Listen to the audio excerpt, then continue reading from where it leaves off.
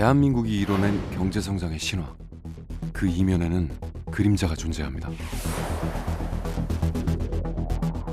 군중 속의 고독이라고 할까요? 관계의 불만족, 공감 친구의 존재 여부도 외로움을 주는 대로 되어 있죠.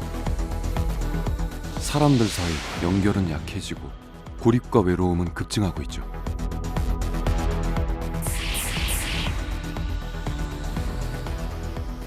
근데 지금은 학교가 너무너무 지루해졌고 회사는 그냥 스트레스예요. 공감의 네트워크를 형성해야 되는데 인문학이 아니면 연결될 수가 없어요. 연결들이 만들어져요. 다양한 형태로 예술도 활용하고 문화도 활용하고 해서 사람들이 만날 수 있는 기회들을 더 많이 만들어줘야겠다. 너와 나는 어떻게 우리가 되어 함께할 수 있을까요? 인문 활동을 통해 그 답을 찾은 사람들을 만나봅니다.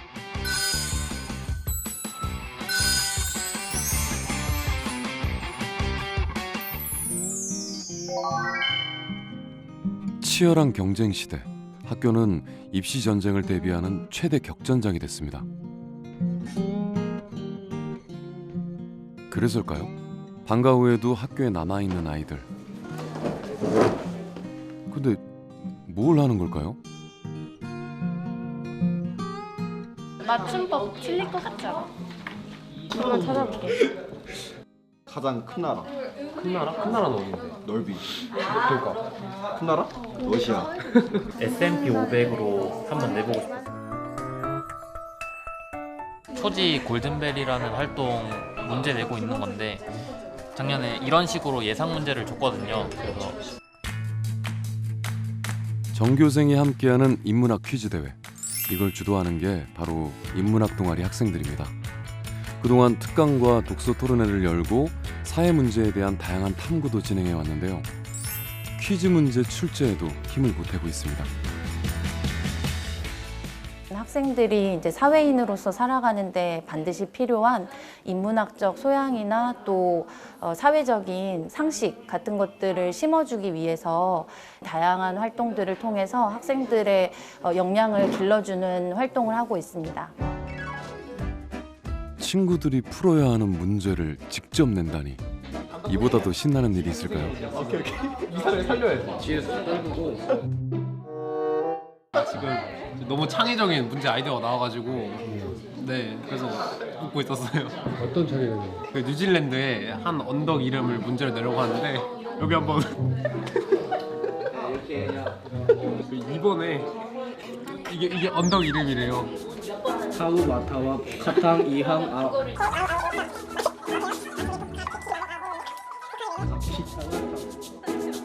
넘치는 장난기 때문에 문제 난이도 조정하는 게 제일 어려웠다고 합니다. 그치? 도전 초지 골든벨. 안녕하세요. 도전 초지 골든벨 사회를 맡은 2학년 1반 조은진. 2학년 2반 김민결입니다. 근데 일단 실수 안 하는 게 제일 중요하고 좀 사회자니까 그래도 전달 잘하고. 자, 모든 준비를 마치고 드디어 축제 당일이 됐습니다.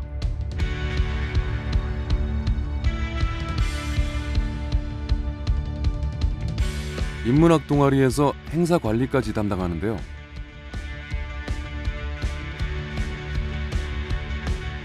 반대표로 나선 건 60여 명의 학생들. 준비는 많이 했을까요? 각오 한마디. 각오 한마디. 5등 안 해도. 우승할 거라 생각은 못했는데 1라운드는 하고 가지 않을까. 성적과는 상관없는 모두가 즐길 수 있는 축제장. 서로를 응원하는 열정도 넘쳐납니다.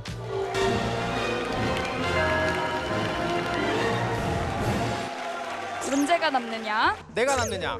도전 초지 골든벨. 첫 번째 문제 드리겠습니다. 노벨 문학상을 수상한 한강 작가가 저술한 책으로 인터내셔널 부커상을 수상한 작품인 이것은 무엇일까요? 정답을 들어주세요. 많은 학생들이 채식주의자라고 적어줬는데요. 정답 공개해주세요. 네, 채식주의자입니다. 네, 탈락한 분들께서는 자리를 인문학 전반에 관한 관심을 높이기 위해서 다양한 문제들이 출제됐는데요. 먼저 음악을 감상하시겠습니다.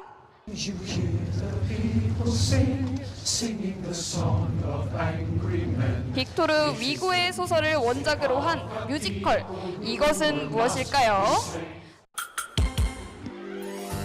정답을 들어주세요. 한번 어떤 답을 적었는지 한번 들어보도록 하겠습니다. 레미제라블 적은 이유는요? 음악 시간에 뮤지컬 할 때 배웠어. 정답 공개해 주세요.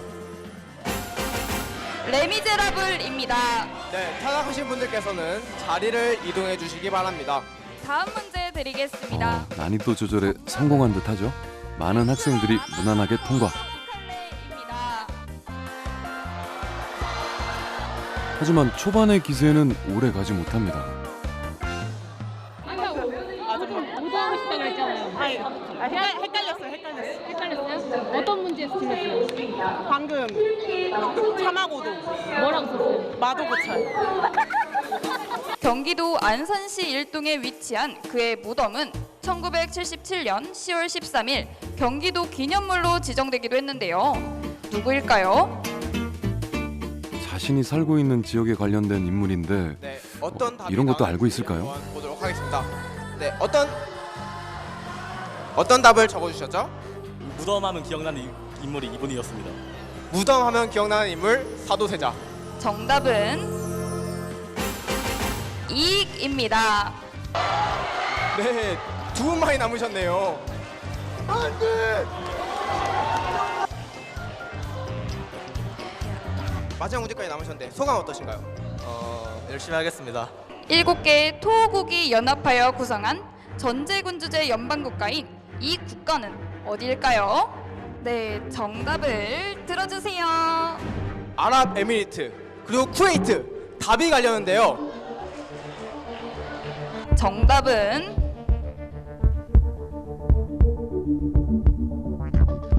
아랍에미리트입니다. 네, 이렇게 최후의 1인이 탄생하게 되었습니다. 인문학 지식을 많이 아는 것도 중요하지만 그게 다는 아니었습니다. 행사를 주도한 동아리 학생들이 친구들과 공유하고 싶었던 건 인문학을 공부하며 느끼는 즐거움이었으니까요. 나에 대해 돌아보게 해주는 계기, 자기에 대해서 생각을 많이 해봐야 되고 자기에 대해서 생각을 해본다는 게 인간에 대해서 생각을 해보는 거니까 저한테 인문학은 저를 돌아볼 시간이 되어주는 것 같습니다. 뭔가 시야가 넓어진 것 같아요. 사람을 어떻게 대해야 되는 태도도 바뀌고 들어오기 전에는 친구랑 이야기할 그게 별로 없었거든요. 근데 이 동아리 들어와서 다양한 친구들을 접해볼 수 있었던 게 좋았던 것 같아요. 아이들은 인문학과 함께 놀며 서로의 연결고리를 만들어가고 있습니다. 그렇다면 학교 밖 세상은 어떨까요? 어서 오세요. 어서 오세요. 현민쌤 어서 오세요. 책과 사람을 좋아하는 이들은 울산의 독서 모임 멤버들입니다. 토론 주제는 죽음. 네, 그러니까 결국 자유죽음이란 있다 없다? 자유의지는 없다에 의거하면 없다가 돼. 제가 살아야 되는 이유가 없는 거예요. 아무리 생각해도. 내가 왜 살아야 되지? 내가 왜 이 지구상에서 발을 딛고 살아야 되는지, 왜 숨을 쉬면서 딴 사람과 관계 맺고 살아야 되는지를 정말 못 찾겠더라고요. 삶의 의지가 없어진다는 거가 그러니까 좀 약간 희미해지는 건 확실히 저도 있거든요. 제가 어디에 소속돼야 되는지를 모르겠는 거예요. 경쟁에서 살아남아 사회에 자신의 자리를 마련했습니다. 하지만 채워지지 않는 부분이 있었죠. 객지에서 직장 생활하시는 직장인들은 다 알 거예요. 그러니까 홀로 버려진 듯한, 뚝 나만 혼자 떨어진 듯한, 그래서 의지할 데도 없고 쓸쓸하고, 저도 이제 서울이라는 곳에 뚝 떨어져서 혼자 있는데 소속이 없더라고요. 그러니까 직장, 집, 그리고 nothing, 아무것도 없는 거예요. 서울에서 회사를 다니다 뒤늦게 한의학에 관심을 가졌고 한약사가 됐습니다. 그러나 늘 공허했던 최미선 씨는 결국 고향으로 돌아왔는데요. 제가 나가 있던 세월이 한 10년이 되다 보니 여기서도 이제 교류 관계가 다 끊어져 있는 거예요. 그러니까 친구들은 10년 전의 친구들이잖아요. 그래서 이제 책 읽기를 시작한 거죠. 친구들끼리 몇 명이서. 동네 친구나 몇 명 더 생기면 좋겠다는 그런 소박한 마음으로 시작했는데 의외로 관심 있는 사람이 많았습니다. 활동하는 멤버는 400여 명. 사회생활과는 전혀 다른 관계가 탄생한 것이죠. 공동체 활동이라는 것 자체가 내가 혼자가 아니라는 것을 느끼게 해주고 같이 함으로 인해 가지고 그 분야에 대해서 전혀 몰랐던 그런 분야를 또 알게도 돼요. 우리가 어울려서 함께 갈 수 있다는 거, 다름을 인정하는 동료들이 함께 있다는 거는 굉장히 큰 재산입니다. 일단은 삶이 재미있어요. 무료하지 않고. 그리고 나를 바라보는 건강한 눈들이 있어요. 만약에 이 공동체를 하지 않았다면 이렇게 긍정적인 눈들을 제가 가졌을까? 최미선 씨는 오늘 특별한 외출에 나섭니다. 지난 10년의 시간 동안 품어왔던 바람이 이루어지는 날이라는데요.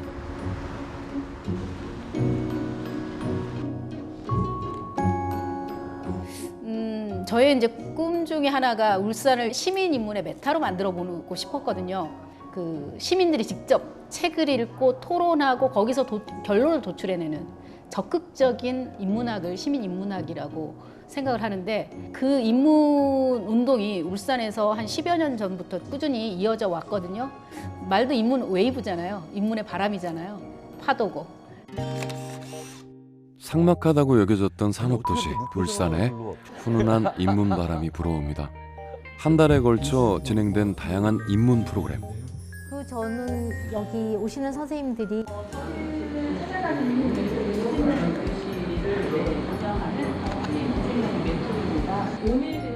명사들과 소통하며 새로운 깨달음을 얻기도 하고 시민들이 강사가 돼서 책과 삶에 대해 토론하기도 했습니다.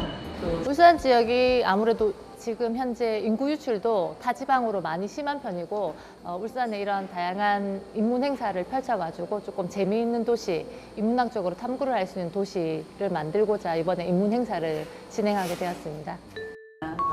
반갑습니다. 최미선 씨도 인문학 전달자로 나섰죠. 심청전 읽어보셨나요? 어렸을 때. 누구나 알지만 누구도 읽지 않는 심청전을 한번 시작을 해보겠습니다. 심청이가 효녀 맞아? 혹시 자녀분 계시나요? 네, 자녀분이 나를 위해서 자기 목숨을 팔아요. 자, 그러면 그 자녀가 나한테 효를 하고 있나요? 맞아요. 네. 엄청 큰 그렇죠. 그래서 한번 물어봐야 된다는 거죠. 제 아이가 이제 저한테 물고기 잡는 법을 잘 배워서 자립을 잘 한다면 정말 그게 최고의 효라는 생각이 좀 들어요. 아, 사람이 뭔가 성장하고 성숙하기 위해서는 각자 다 자기만의 투쟁이 필요하구나. 그냥 거저 얻어지는 건 절대 없구나 이런 생각이 들고. 누구나 알지만 읽은 사람은 없다던 고전이 인생에 대한 새로운 시각을 열어줬습니다. 처음 경험하는 인문학의 재미, 뭐 빠져들 수밖에 없겠죠. 울산에서 이런 이제 웨이브 같은 이런 프로젝트가 진행된다는 게 참 대견하다는 생각이 들어요. 또 우리 울산에 있는 사람들이 더 많이 누릴 수 있다면 좀 팍팍한 이러한 심정이나 그러한 관계들이 조금 이렇게 유해지고 좀 부드러워지지 않을까. 인문 웨이브는 지식뿐 아니라 마음의 교류를 경험하게 해줬습니다. 그리고 이건 놀라운 결과로 이어지죠. 자신의 거주 지역에 대한 생각, 그러니까 정주 의식의 변화가 생긴 것. 네, 이 임팩트 측정에서 가장 주목할 만한 점은 이 정주 의식에 대한 긍정적인 변화가 크게 나타난 점이고요. 사전 설문에서는 그 관계를 지속해 나가고 또 관계를 확장해 나가고 이런 것들을 도와주는 어떤 매개체가 인문 활동이라고 보고 있거든요. 성장을 함께하는 그런 교류가 있는 사람이 있느냐 여부도 좀 중요했던 것 같아요. 정주 의식을 높이기 위해서는 사람들과의 연결이 중요했습니다. 하지만 우리라고 부를 수 있는 관계를 만드는 건 쉽지 않은 일. 서울에서 속초로 이주한 정보아 씨도 마찬가지였습니다.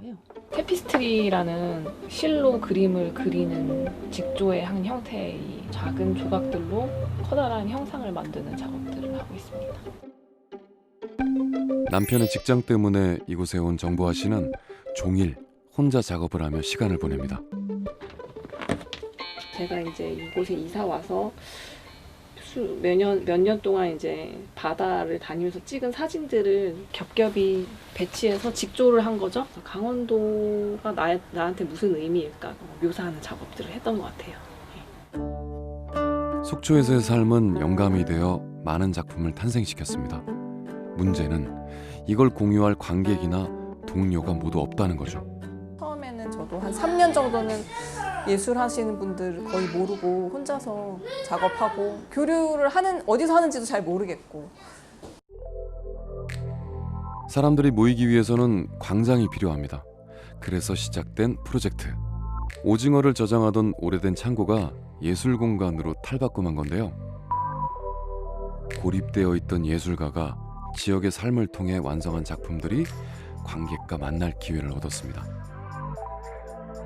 정보아 작가도 이 프로젝트에 참여했습니다. 제가 이제 같이 일하는 분들, 생활 속에서 만나는 분들 이야기를 들었죠. 그래서 이야기를 듣고 그 인터뷰를 가지고 우리 지금 세대, 지금 나와 그녀들의 인터뷰들을 넣어서 이제 경사, 위사로 표현을 한 걸로 해서 설치하게 되었습니다.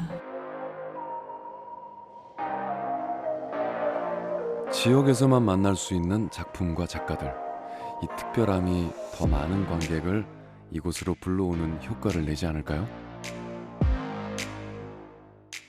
단순히 이제 전시를 통해서 관람객들한테 작품을 보여준다라는 그런 기능도 있겠지만 플랫폼으로서 이런 이제 교류 작가들, 예술가들, 기획자들이 또 이런 계기를 통해서 또 서로 교류할 수 있는 이런 장소이자 그런 역할을 하는 것도 이런 프로젝트의 하나의 어찌 보면 역할이자 목적이기 때문에 교류의 물꼬를 튼 이후 예술가들의 삶은 달라졌습니다. 프로젝트를 통해 알게 된 전누리 작가의 작업실인데요. 이 지역만이 가진 특별함은 전누리 작가의 작품에도 큰 영향을 줬습니다. 여기는 동명항에 있는 오징어 난전이라는 장소예요. 오징어 난전이라는 이름을 가지고 있는 장소가 마치 오징어들이 막 전쟁을 하고 있는 것과 이야기 스토리가 맞을 것 같아서 지역 예술가로서 느끼는 비슷한 감성들. 그래서인지 빠르게 친해졌습니다. 한 명을 알면 또 한 명이 다른 한 명을 소개하고 또 다른 한 명이 한 명을 소개하는 약간 그런 게 있어서 교류도 많이 하게 됐고 같이 이제 만나서 전시 같은 것도 하면 같이 보러 다니고 할 수 있는 환경이 된 것 같아요. 어디선가 활동을 하시는 작가님들이 한 어떤 목표? 소속감? 막 이런 느낌도 들고 그런 점에서 좀 좋았어요. 소속감을 느끼게 해준 프로젝트였다. 특히 지역에 대한 정보가 부족한 이주 예술가들에게 선배의 조언은 꼭 필요했는데요. 근데 저는 그거는 궁금해요. 어쨌든 저희는 이주민의 입장이고 작가님은 이제 토박이잖아요. 속초에서 나도 잘하고 이제 작가님 나는 좋아요. 관심이 많아요. 다른 분야도 이게 하는 게 그 뭐 이렇게 나는 모르는 것들 더더욱이 또 우린 또 그쵸. 연식이 많잖아요. 그래서 관심이 많거든요. 좋죠. 좋고 전혀 모르는 분야의 그 예술도 이해하게 되고 서로의 응원 속에 더 활발해질 작품 활동. 그걸 보러 또 다른 예술가 그리고 관객들이 이곳을 찾게 되겠죠. 예술가 공동체의 성장이 기대되는 이유입니다. 지역 소멸에 대해서 문화와 예술이란 방식이 모든 걸 해답이 될 수 있냐라고 하면 그것만 가지고는 해답은 될 수 있지는 않을 것 같아요. 다만 이제 지역이 갖고 있는 부족함을 좀 메꿔줄 수 있는 부분이 있다라고는 봐요. 문화와 인문의 힘은 공동체를 탄생시키며 지역 문제 해결에 도움을 주고 있습니다. 그렇다면 도시에서는 어떨까요? 작은 카페에서 열린 가야금 연주회.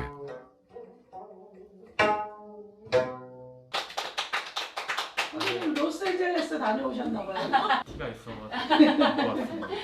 작년에 그 노란 고무줄 질문 받으셨잖아요. 그걸 혹시 이렇게 묶어서 튕겨보시게 하셨어요? 친구들끼리도 그런 의문을 가져본 적이 한 번도 없어가지고 1년 넘게 함께 만나면서 어떤 농담도 자연스럽게 주고받는 사이가 됐다는데요.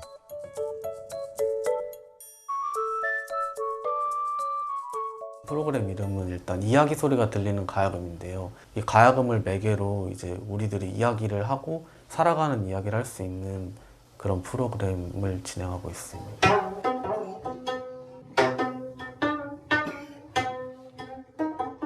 처음보다 연주하는 양이 점점 적어지고 있는 것 같긴 해요. 다들 이것저것 이야기도 많이 하시고 예술과 인문을 매개로 이야기 나누며 연대감을 키워가는 게 이 모임의 목적인데요. 나와서 이렇게 얘기하는 건 저는 솔직히 이게 수다방이라고 생각하거든요. 근데 이거 굉장히 필요해요. 한 번이라도 이렇게 친친해서 오셨던 분들이 보면 안녕하세요 이렇게 인사를 하는 용기가 생겼어요. 덕분에 많은 부분이 달라졌습니다. 친친의 그 팜플렛에도 외로운 분들 한번 들어보세요. 그 문구가 저의 마음을 좀 더 이쪽에 길을 열어주지 않았나 그런 생각이 듭니다. 이전에는 꿈꿔본 적 없던 특별한 인연을 얻은 사람들. 나이 많은 꼰대라고 생각하면 어떻게 하지? 이런 걱정이 앞섰는데 이야기하다 보니까는 친하게 되더라고요. 예술 프로그램을 매개로 해서 만나다 보니까 그 서먹한 거를 풀어나가는 데는 좋았던 것 같아요. 최종 목표는 동친이거든요. 저희는 진짜 이제 동친이 된 것 같아요. 같은 동네에 살다 보니 더 편하게 자주 만날 수 있었습니다. 가야금 연주뿐 아니라 다른 인문 프로그램도 함께 참여했는데요. 후배 엑스라지 아니야? 이들의 활동은 모임이 다가 아닙니다. 출발하시겠습니다. 자율방범대로 활약 중. 우리 마을에 이런 활동이 있다라고 소개를 하고 같이 이제 활동을 해주셨으면 좋겠습니다라고 제안을 했더니 그분들이 흔쾌히 오케이 하셔가지고 모임 회원들은 얼마 전 가슴 아픈 일을 겪으면서 주변을 더 챙기게 됐습니다. 50대 중반의 남자분이 한 분 계셨어요. 그분 핸드폰에는 아무 연락처도 있지 않아요. 만약에 자기가 혼자 있다가 사망을 하게 되면 그 연락처로 연락이 갈까 봐 연락을 했다가도 저녁이 되면 그 연락처를 다 지우신다고 하더라고요. 어느 날 갑자기 그분이 돌아가셨다는 연락을 받았어요. 가족은 있으나 무용고 처리가 된 거죠. 그래서 이제 여기 친친했던 친구들하고 우리가 적어도 장례식은 치러드리자. 그분의 마지막을 함께한 건 동네 친구들이었습니다. 사실 그 선생님 돌아가시고 나서 길에 지나가시는 분들 그리고 이제 음식물 쓰레기 그 버리시는 분들 보면 아 1인 가구구나. 정말 아침에 지나가는 사람한테 안녕하세요라도 한마디 할 수 있는 그런 일을 하고 싶어서 저희가 지금 계속 고민하고 있는 부분이죠. 저 개인적으로도 그렇고. 나이가 들면 뭐든지 혼자서 잘 해낼 줄 알았습니다. 하지만 현실은 그렇지 않죠. 외로움이라는 병을 앓고 있는 세상. 나를 이해해주는 공감의 네트워크는 누구에게나 필요합니다. 그래서 도시 곳곳에 흩어져 있던 어른들이 이곳에 모였습니다. 소음, 심경, 수태양, 소장경, 족태양, 방광경, 서당 같은 엄숙한 분위기 속에 동의보감을 읽는 사람들. 간 이렇게 시작하겠습니다. 간주소설, 간장헐, 간주분. 같은 시각 다른 방에선 독서 토론이 한창입니다. 어떻게 이해하셨는지 궁금했어요. 성이 안 나올 수도 있는 상황이 많이 펼쳐지니까 그런 정도까지는 아닌? 그게 위법이라고 생각한다고? 그런 건가? 각기 다른 공부에 열중하는 사람들. 운동까지 하나요? 이건 뭐 하는 곳이죠? 그냥 간단하게 말하면 공부 공동체인데요. 아무런 계산 목적 없이 공부한다는 게 되게 멋있어서 관심을 갖고 한번 정말 이런 곳일까? 그래서 한번 왔다가 강의를 들었는데 정말 그런 곳인 것 같아가지고 그렇게 오게 되었습니다. 이곳에선 10명 규모의 작은 모임은 물론 대규모 수업들도 많습니다. 다양한 공부방 수업이 진행 중인데요.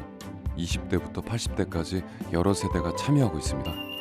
서양 철학부터 인류와 동양 철학, 고전 등 각종 인문학을 공부하고 있는 거죠.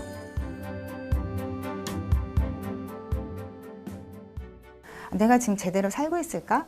이제 이런 질문을 하게 됐을 때 어떤 이제 나침반이 돼줄 곳이 필요하다라는 생각을 하고 이제 공부를 하러 찾아오시는 것 같아요.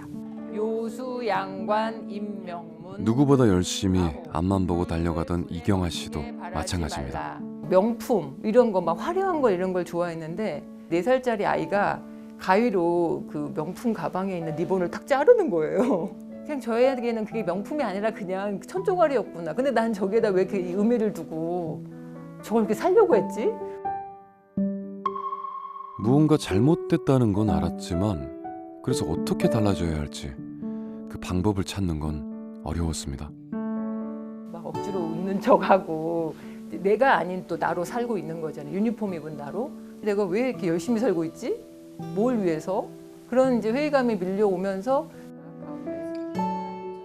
비슷한 고민을 하는 사람들과 공부하며 달라진 일상, 욕망을 버리자 소소한 행복이 보였고 불안감이 사라졌습니다. 김지영 씨도 수많은 시행착오를 겪었다는데요. 저는 제 인생이 이제 완전 꽃길이라고만 생각했어요. 원하는 대로 대학도 갔고 대기업도 갔고. 근데 왜 나만 이렇게 회사에 적응을 못하지? 내가 좋아하는 일을 찾아가면은 괜찮겠지 싶어서 9년 동안 한 7개 회사를 계속 옮겨 다녔어요. 이젠 자신이 선택한 공부를 시작한 김지영 씨. 그걸 실행하는 데는 이곳의 도움이 필요했습니다. 마음의 그 방향 하나 바꾸는 게 진짜 어렵거든요. 근데 여기서는 그걸 계속 생각하고 그거를 내가 살면서 하려면 어떻게 해야 하지를 계속 생각하게끔 만들어주는 환경이 조성이 돼 있어요. 공부만 함께하는 게 아닙니다. 식사 준비부터 건물 관리 등 모든 일을 돌아가면서 맡는 게 이곳의 시스템이죠.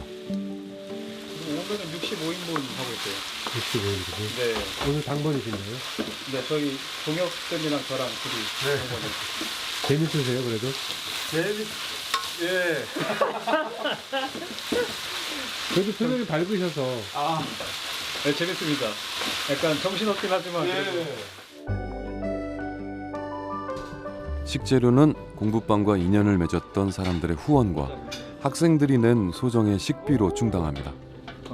감자와 무. 두 남자분. 여기서는 누구나 강의를 할 수 있다 보니 가르치는 사람과 배우는 사람의 경계도 없다고 하죠. 그냥 같이 모여서 밥을 먹는 식구 같은 존재라고 합니다. 청소부터 밥까지 모든 걸 다 공부한 사람들이 해요. 누가 돈을 주고 서비스 받는 게 아니라. 그러다가 보면은 저 친구가 밥 당번이라고 하면 은근히 기대가 되고 그러면서 또 사람을 좋아하게도 돼가지고 공동체가 자연스럽게 그렇게 형성이 되는 것 같습니다. 나쁜 사람 되는 거 싫어서 좋은 말만 하게 되잖아요. 서비스 언어. 근데 여기 와서는 친구라면 그 사람한테 필요한 말을 해줘야 되는구나. 그리고 나도 그렇게 필요한 말을 들으니까 내가 지금 달라지고 성장하고 있구나. 그래서 이 사람들하고 같이 했기 때문에 바뀐 거지. 저 혼자 책을 읽고 했으면 절대로 불가능했죠. 이곳에서 사람들은 자신의 길이 외롭지 않게 함께 걷는 방법을 배우고 있습니다. 호모사피엔스가 공유할 수 있는 지성, 그게 인문학이고 인류학이에요. 그거 말고 어떻게 중년이든 청년을 매혹시킬 수가 있나요? 뭘 하면 그렇게 나와서 그 광장으로 나올까요? 책과 이제 철학, 인문학 뭐 이런 거를 탐구해야만 세대를 넘어서 세대, 뭐 계층, 뭐 모든 걸 넘어서는 우정이 가능한 거예요. 외로움과 고립이 낳은 사회 문제는 우리뿐 아니라 전 세계의 관심사죠. 특히 외로움을 아예 질병으로 분류한 세계보건기구는 사회적 연결의 중요성을 강조하고 있습니다. at the headquarters level, we have, so globally, we have the WHO Commission on Social Connection, and this commission aims to elevate the social connection as a global health, public health priority. So during the COVID-19 pandemic early days, we have decided to start introducing social prescribing as a means of connecting people to a range of different non-clinical services in the community to improve their health and well-being. 병을 치료하기 위해 약을 지어주듯이 사람들을 연결시키는 처방을 내린다는 거죠. 자, 오늘은요, 우리 여기 처방약, 여기 사회적 처방, 우리 매주 이제 약 나눠드리잖아요. 네. 요것은 간식일까요? 약일까요? 약이에요. 약이에요, 약. 우리 개혁매 어르신은 뭐라고 적혀 있냐면, 맛있는 음식 먹기. 맛있는 거 자꾸 드셔야 돼요. 막 돈 아낀다고 김치하고 막 물만 말아서 먹으면 어떻게 돼? 어떻게 돼요? 쇠약해져요. 그죠? 우리가 아는 처방과는 많이 다른데요. 김옥성님은 친구에게 매일 전화하기.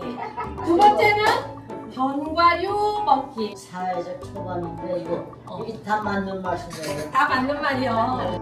일상에서 부족한 활동을 찾아내 맞춤형 처방이 제공되고 있습니다. 의료진들 중심으로 약물적인 처방과 병행해서 비약물적인 처방도 같이 하자라는 이제 제도이고요. 그래서 지역 사회에 있는 이미 존재하는 네트워크를 활용해 가지고 고독감을 가지고 있는 지역사회 주민들에게 약물뿐만 아니라 지역사회 프로그램을 같이 연결시켜주고 처방하는 그런 제도입니다. 사회적 고립과 외로움은 노년층의 건강에 실제로 큰 영향을 줍니다. 가족과 친구에게 걱정, 근심을 털어놓기입니다. 본인의 이 속마음을 털어놓는 행위 자체가 정신건강 영역에서 좋은 거죠. 그렇죠. 좋은 거죠. 간단히 말씀드리면. 행동 수칙 등을 적은 처방전 외에도 감정 수업 등 눈높이에 맞는 입문 프로그램을 진행하는데요. 걱정이 될 때 다른 사람에게 털어놓는 거는 다른 사람에게 짐만 되기 때문에 혼자서 해결하는 게 좋다. 손 높이 들어 XX 누구야? 손 안 드신 분들은 어떻게 되신 거예요? 혼자 끙끙하라 혼자 끙끙. 기권하시는 거예요, 기권? 네. 처음에는 어르신들이 뭘 글씨 쓰기도 싫어, 힘들어, 공부하기 싫어 이렇게 진행을 처음에 힘드시다가 요즘에는 이제 저희가 훈장 학교라고 이제 이름을 이렇게 붙여드렸기 때문에 학교 가자 이렇게 하시고 나오시기도 하고. 문화예술 및 인문 활동을 통해 고립감을 해소하고 공동체와의 연결을 유도하는 거죠. 저희가 그 MMS이라는 인지기능 평가 점수를 이제 몇 년 전부터 추적 관리를 하고 있는데 사업을 참여한 이후로 말씀도 더 많아지셨고요. 굉장히 여러 가지 인지기능의 다방면에서 개선이 된 걸로 저는 보고 있습니다. 우리나라뿐 아니라 영국, 일본 등 해외에서도 사회적 처방의 효과에 대한 다양한 연구가 진행되고 있습니다. 어르신 그룹도 설정을 해가지고 받으신 집단과 안 받으신 집단을 비교를 했습니다. 그랬더니 받으신 집단이 우울감이 최대 28%까지 감소 결과를 보였고 혈압에서는 수축과 이완기가 있는데 그 중에서 특히 수축기가 유의미하게 좋아진 것을 확인했습니다. 고립의 위험성이 큰 만큼 그걸 해소하는 사회적 처방의 효과도 컸습니다. We're very thankful, and it's great that Korea is conducting research and using evidence in developing policies and programs to address the loneliness and social isolation. And it would be great if they could share insights and lessons from these initiatives with other countries in our region and also globally, so that they can also learn from some of the findings from Korea. 팬데믹을 겪으며 전 세계는 교류와 소통의 문을 걸어 잠갔습니다. 그로 인해 발생한 사회 문제들, 이걸 해결하기 위해서는 근본적인 사고의 전환이 필요했죠. 미국은 이를 위해 인문학을 적극적으로 활용 중입니다. 그 중심은 국립인문재단, 독립적으로 운영되는 기관 중 하나로 인문학 활동을 체계적으로 지원해왔습니다.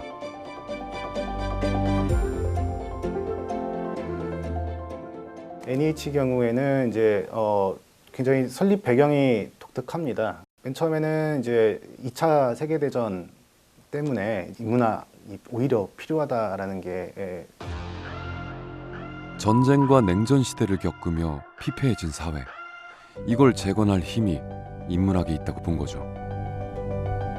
하지만 인문학은 어렵다라고 하는 인식은 미국도 마찬가지였습니다. 그래서 학교, 도서관 등을 이용해 누구나 참여 가능한 프로그램들을 진행해왔죠. 다양한 대중화 연구들이 진행이 되었고 성과들도 뚜렷하게 있습니다. 가장 대표적인 게 다큐멘터리를 잘 제작을 한다는 것. 인문학에 대한 연구 지원뿐만 아니라 사회의 문제들을 해결할 수 있는 방안까지도 굉장히 활발하게 이루어지고 있습니다. 반세기가 넘게 이어져온 노력의 결과일까요? 미국에서는 많은 주에서 매해 인문학 축제를 열고 있습니다. 도서관, 미술관, 박물관 등 접근이 쉬운 공공시설을 활용, 인문 프로그램과 문화, 예술 공연이 펼쳐지는데요. 참여율도 높습니다. 인문 활동을 자신과 공동체를 단단하게 해주는 존재로 받아들였기 때문이겠죠.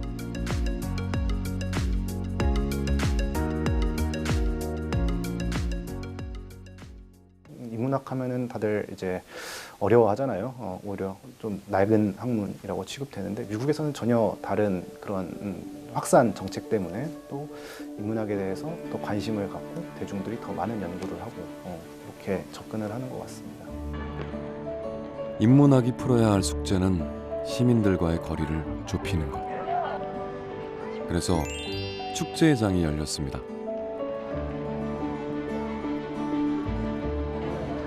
인문과 문화, 축제의 결합이라니.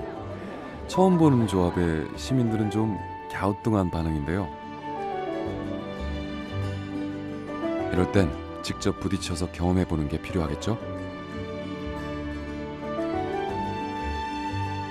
아이도 어른도 모두 즐길 수 있는 다양한 프로그램이 시민들을 즐겁게 해줬습니다.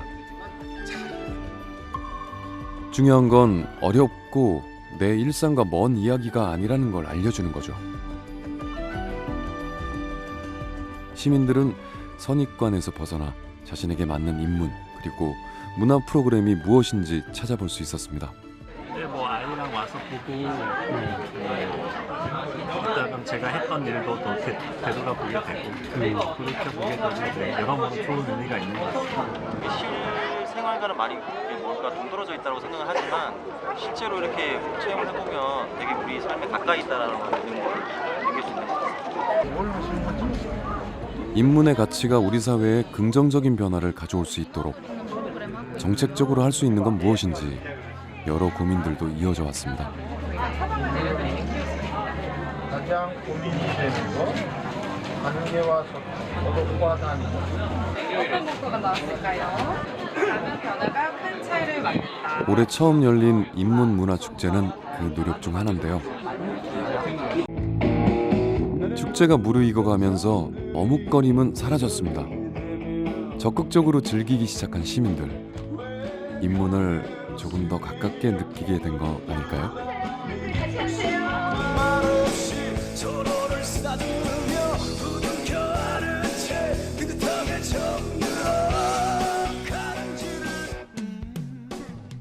저는 인문학을 거울이라고 생각해요. 그러니까 사람들이 자기 자신을 이렇게 들여다볼 수 있는, 자신을 발견하고 느끼고 돌아볼 수 있는 그런 예술 정책이 또 굉장히 중요하다. 우리의 인문학적인 거, 이런 문화 예술적인 거, 이런 걸 통해서 우리 국민이 더 화합할 수 있는 정책적인 집행을 하도록 하겠다. 변화는 가끔 작은 시도에서부터 시작되곤 하죠. 주말 저녁 도서관으로 모여든 가족들도 그랬습니다. 오늘은 곧 있을 발표회를 위한 마지막 연습날. 가족들이 선보일 무대는 집에 눈을 뜨니 엄마의 잔소리가 들려요.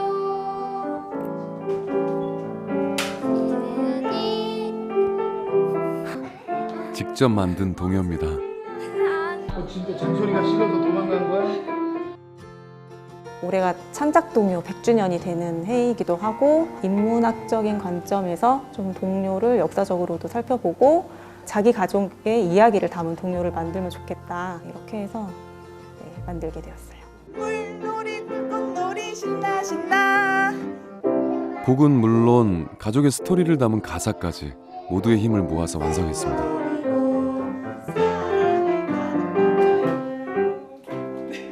처음에 어떻게 했지? 첫 1절부터 기억이 안 나. 아니 바람처럼 달려가 우리 흔들. 직접 만든 노래로 무대에 서는 만큼 욕심은 나는데 현실은 쉽지 않네요. 같이 오진 않았지만 강아지 도담이라는 가족이 한 명 더 있어서 이렇게 노래를 만들면 훨씬 더 의미가 있겠다라고 생각을 해서 이제 그렇게 만들게 됐어요. 더 가까워진 느낌? 더 많이 얘기하고 그거에 대해 고민하는 게 더 많아진 것 같아요. 자, 이번엔 흔치 않은 대가족이 등장합니다. 가족은 남다지만 우리 가족은 달라요. 생김새도 성격도 DNA도 모두 생각도 마주 보면 날마다 우리 팀에 가장 많은 인원을 자랑하는 이들의 팀명은 와글와글 가족.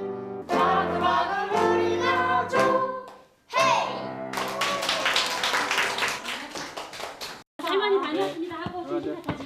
할머니 다녀. 연습을 마치고 저녁이 준비되는 사이 아이들은 따로 할 일이 있습니다.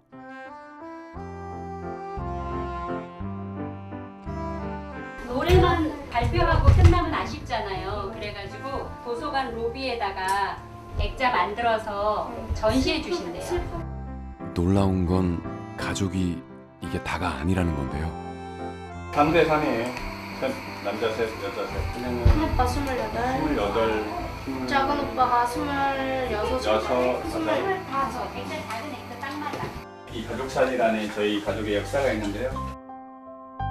첫째와 둘째가 철이 들 무렵 부부는 입양을 시작했습니다.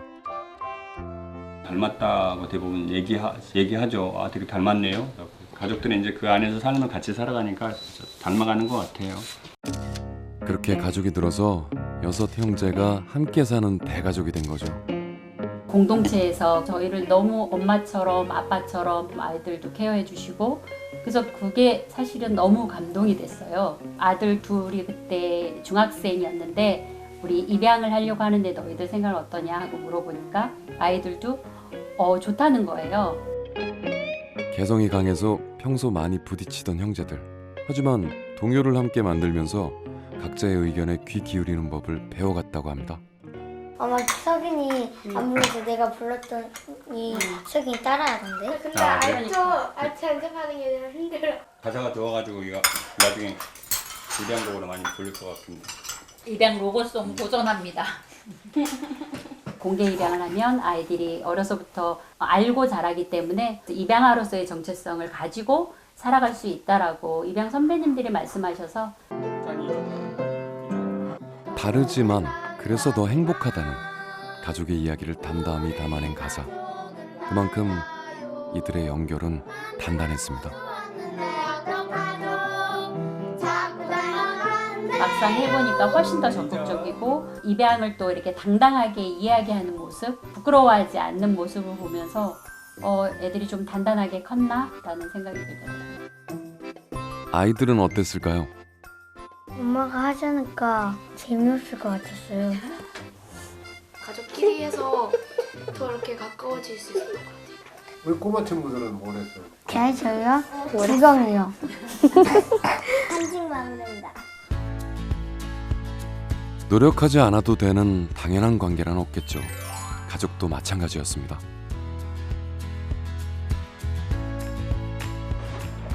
안녕하세요.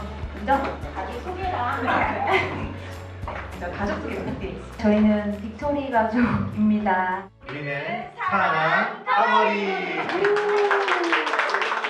제가 이제 이 아이를 좀 늦은 나이에 출산을 해서 귀하게 얻은 아이이고 이런 추억이 있었고 이런 노래를 가지고 있으면서 살아갈 때 힘든 순간이 분명 있을 것 같거든요.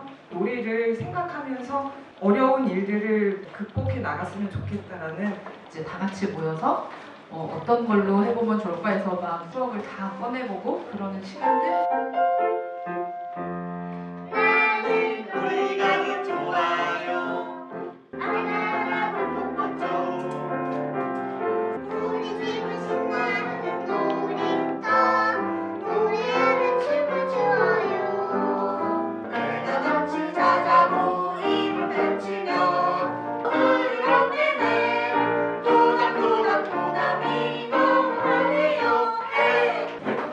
마지막 가족, 와그라들 가족입니다. 앞으로 나와주세요. 정말 좋은 말로 파이팅이 넘치는 그런 가족이라서 네 정말 힘듭니다.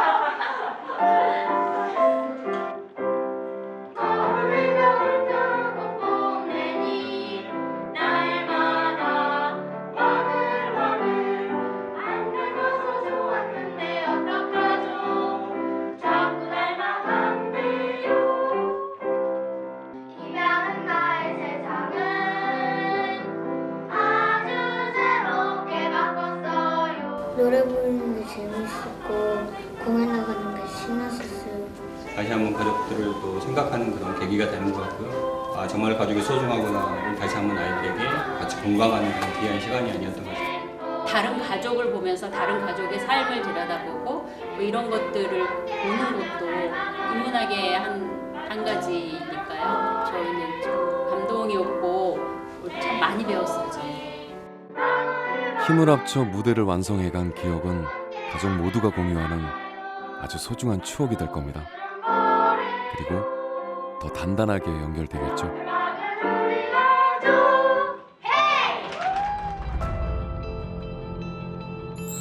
인문활동은 작지만 확실한 변화의 시작. 너와 나를 우리로 만들어준 인문학은 당신에겐 어떤 의미인가요? 아마 제가 인문학 공부를 하지 않았다면 여전히 또 누군가의 손에 휘둘리는 삶을 살고 있지 않았을까? 그러면서 항상 불안하고 불편하고 또 세상 불평하면서 살았었을 것 같아요. 그냥 저한테 콩나물에 물 주듯이 오늘 제가 커 있거든요. 물이, 공기 그렇게 생각하면 될 것 같아요. 이런 표현을 써도 되는지 모르겠지만 좋은 귀를 가지게 되었습니다. 다른 사람의 생각을, 다른 사람의 말을 경청할 수 있는 그런 게 저한테는 가장 큰 좋은 기회였고 고마움이죠. 마을에서 사람들하고 이렇게 따뜻한 정을 느끼고 작은 거라도 나눠 먹고 아주 그냥 단순한 것도 저런 것도 인문학이 될 수 있구나. 사람인이죠, 인문학이. 시대가 던진 무수한 질문들, 그 답을 찾는 건 우리의 몫입니다. 중요한 건 인문의 눈으로 세상과 사람들을 마주하는 것. 나만의 해답을 완성해가는 첫 번째 단추가 될 겁니다.